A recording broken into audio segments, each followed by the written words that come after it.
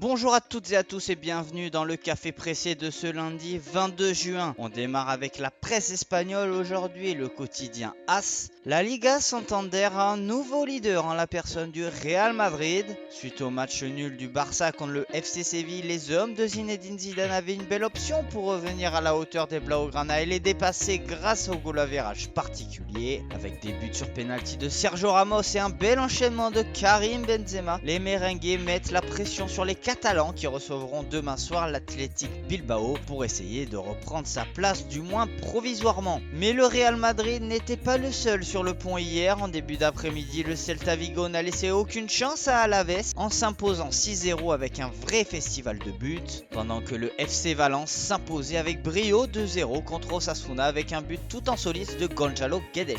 À côté de ça, les médias catalans n'y vont pas de main morte avec la victoire du Real en expliquant que le club de la capitale espagnole est en somme le leader du VAR pour le quotidien sport, ou encore une victoire made in Madrid pour le Mundo Deportivo. En attendant, sur le mercato, cela pourrait bien être une semaine décisive pour le FC Barcelone sur les dossiers Todibo et Philippe Coutinho. Pour le premier cité, Everton semble tenir la corde avec une offre de 20 millions d'euros plus 5 de bonus.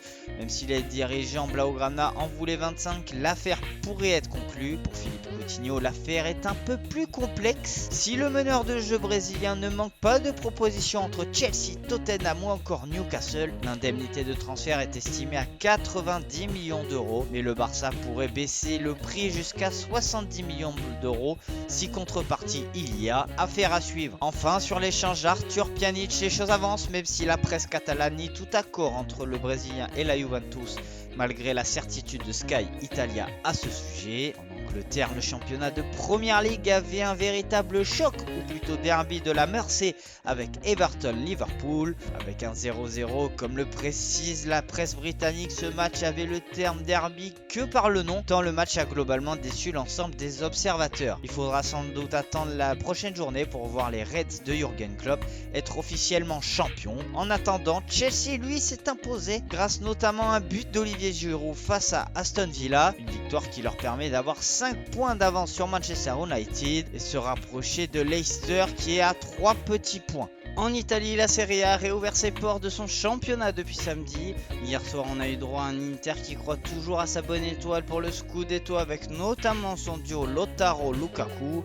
Comme le titre la Gazzetta dello Sport, le duo Lula est au pouvoir. Même si les deux hommes ont permis aux Nerazzurri très rapidement de mener à la marque, ils ont souffert en seconde période avec la réduction du score de Torsby et quelques actions chaudes sorties par Handanovic. Mais il y avait une autre équipe en bleu et noir sur le pont. Il s'agit de l'Atalanta Bergame qui n'a fait qu'une bouchée de Sassuolo 4-1, avec notamment un doublé de Duvan Zapata qui a inscrit ses 12 et 13e buts en l'espace de 16 rencontres avec l'Atalanta, histoire qui permet aux hommes de Gasperini de consolider leur 4e place. Encore 3 équipes joueront ce soir avec notamment Milan qui se déplacera à Lecce pendant que la Fiorentina recevra Brescia. Enfin, un match est dans toutes les têtes ou presque avec Bologna-Juve. Le Corriere dello Sport et Tuttosport n'y vont pas de main morte là aussi, puisque ce ne serait pas Maurizio Sarri qui déciderait de l'équipe, mais bien Cristiano Ronaldo. L'international portugais a fait savoir à son entraîneur qu'il souhaitait jouer davantage sur un côté que dans l'axe. Avec l'absence de Gonzalo Higuaín, on devrait voir le retour du trident CR7 Dybala Douglas Costa, qui n'a pas réussi à marquer le moindre but en déjà plus de 180 minutes de jeu en Coupe d'Italie. A voir si le réveil sera du côté du Stadio Renata Dallara. Enfin, on termine par un crochet par la France et le quotidien L'équipe qui réalise sa une sur la Liga avec un Karim Benzema intenable qui a inscrit son 3e but en l'espace de 2 rencontres. Mais ce qui intéresse surtout le journal sportif, c'est la reprise aujourd'hui du Paris Saint-Germain afin de préparer les quarts de finale de la Ligue des Champions et les Coupes nationales pour la fin juillet. On apprend notamment à la prolongation inattendue de Layvin Kurzawa.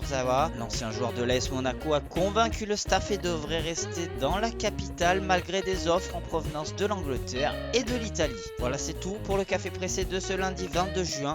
On se retrouve dès demain pour un nouveau numéro et à ce soir à partir de 21h40, nous commenterons la rencontre entre Bologna et la Juventus. On vous attend nombreuses et nombreux les amis.